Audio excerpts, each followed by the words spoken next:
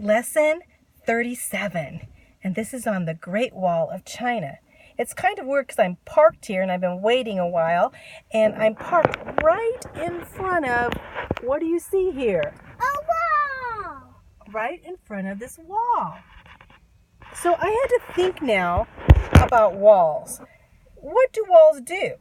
We know that walls can keep you in, and we know that walls can keep you out. So walls are really safety so that enemies just don't come in. And then walls are to keep you so people don't, or animals don't wander out. They also hold up roofs and all kinds of things. So just thinking about walls, because we're going to be talking about this Great Wall of China. And we're going to go back in history and travel back in history. First of all, from 700 to 200 BC in a country that's on the other side of the world called China. Back then, they called it Qin or Qin. It's kind of how we got the name China from that.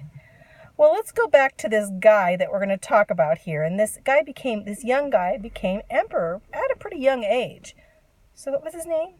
Zhao Zheng. Can you say Zhao Zheng? Zhao Yang.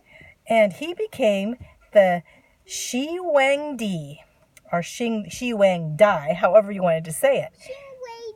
And Shi Wang Dai means the great emperor. Well, how did he become? Well, first of all, before this time, all these little factions of people and all these little villages, they all were kind of on their own. So this would be the first time in history that they really had an emperor. Well, at 13 years of age, he was considered the emperor of his little region. But as he became 25 years of age, he became the first sovereign emperor, which now they call Shi Wang Di or Shi Wang Dai. So Shi Wang Dai was then his name. So we're going to be referring to him as Shi Wang Dai. So this was the first time in history that China had ever been unified all together. And he boasted to reign in the dynasty. He wanted to reign for 10,000 generations, which they didn't really reign for 10,000 generations. But he did a lot of things, and some things were good, and some things were not so good. Some of the things, he built this gigantic palace, you can imagine. And then he started making laws for everything, and he got his own lawyers to make more laws so that he could have laws for the people and control the people. And then he brought in those that could write or learn about languages, and he brought in so that they could have a writing system, and so they could start recording and writing things down. He also brought in mathematicians, and these mathematicians would make uniform weights and measures so they could measure things out fairly between people, and that they could weigh things and see how much things weighed and their weights and measures. Another thing he did was quite a big feat, is that he made canals and roads. And these canals and roads went all over China.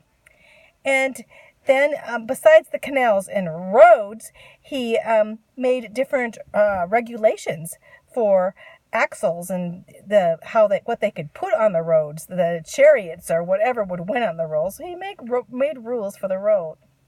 And then he had the most spectacular imperial library, but he only allowed books in that he wanted or ordered. In fact, he had all the other books on the outside of China. If they had books that weren't okayed by him, he would have them all burnt. And he only took in practical subjects like medicine and agriculture and those kind of things, because he's worried about how the people were thinking.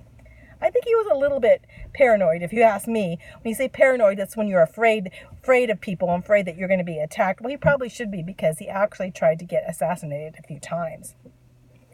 Another thing he did that was spectacular, and it was a new irrigation system that China had, and it redirected the flow of the river and the channels, and so that it wouldn't keep flooding. It was still used today. It's called the Duangjianyang irrigation. Duangjianyang irrigation. So, and then what he did, he started connecting all of these walls. Every little city had walls. And he said, what if all the walls were connected in one big wall? So he start from 600 BC, they had walls. And so we're talking about 200 BC, like 400 years of walls. He said, we're going to put all these walls that are on the outside of my country, which was China, and build this grand, huge wall. So he had parts of it were square walls and some long walls and many walls, and he connected all the various walls. And then he kept connecting. In fact, they kept connecting their walls until the 13 to 1600s. During the Ming Dynasty, they went back and connected more walls. So you can imagine all these walls. Well, most of it was to keep the Mongols out because they were enemies of the Mongols. The Mongols were very barbaric, and they want to get over through those walls and come in, and they would take over China. So they were very afraid of the Mongols coming in, and also they would come in and steal things from him. So these walls, they were just some parts of a remarkable architecture. They were huge, and they needed a lot of engineering and planning because they were so huge.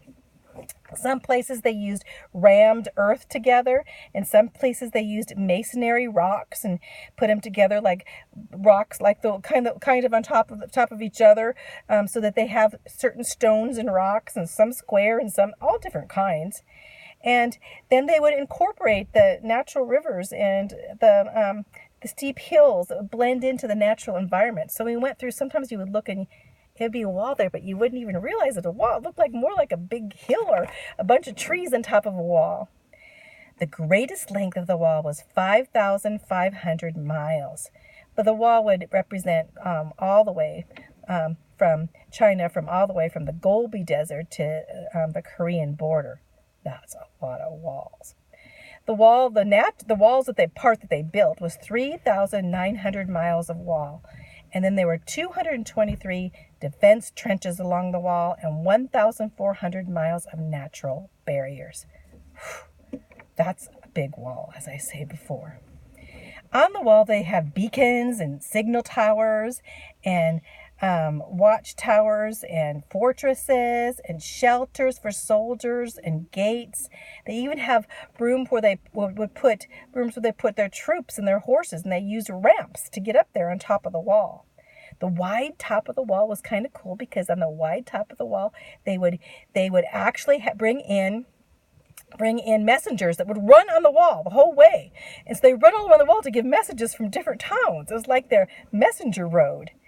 And they also would have troops on top of the wall to protect and look to make sure that the Mongols weren't coming. Lookout guards, and all of the gates of the wall had guards on their gates because they only could let certain people in and certain people out. So they would definitely have guards 24/7 on the gates. So this kind of limited the expansion of the kingdom because people didn't get in either. Not only they didn't get out, they didn't get in. So a lot of times they didn't really know what was going on in foreign countries because they had the wall separate in there. And as Xing Huangdi said, he only wanted them to know certain things. He didn't want them to know a lot about the Western world. Another thing, this is a very, very strange. Xing Huangdi, what he also did was that he had an army guarding him all the time. Like I said, he was pretty paranoid, but he had at least 3 attempts to assassinate him. So he wanted to make sure he was very protected. And so he would have almost an army protect him. And then he thought, after I die, I don't know what's going to happen. Maybe he didn't know what's going to happen after I die. He probably didn't, because back then he was thinking that possibly, he could bring an army with him after he died. How weird is that? Of course you can't bring an army with you after you die. That is so weird. But what he did, and it's kind of weird because they just found this army. And it was an army in this great burial complex where he lived. And it was built inside this mountain, 20 square miles. That's a huge amount of miles around. 20 square miles around was where this burial site was. And it was found actually accidentally by farmers in 1974. They were digging and they found these weird army men there.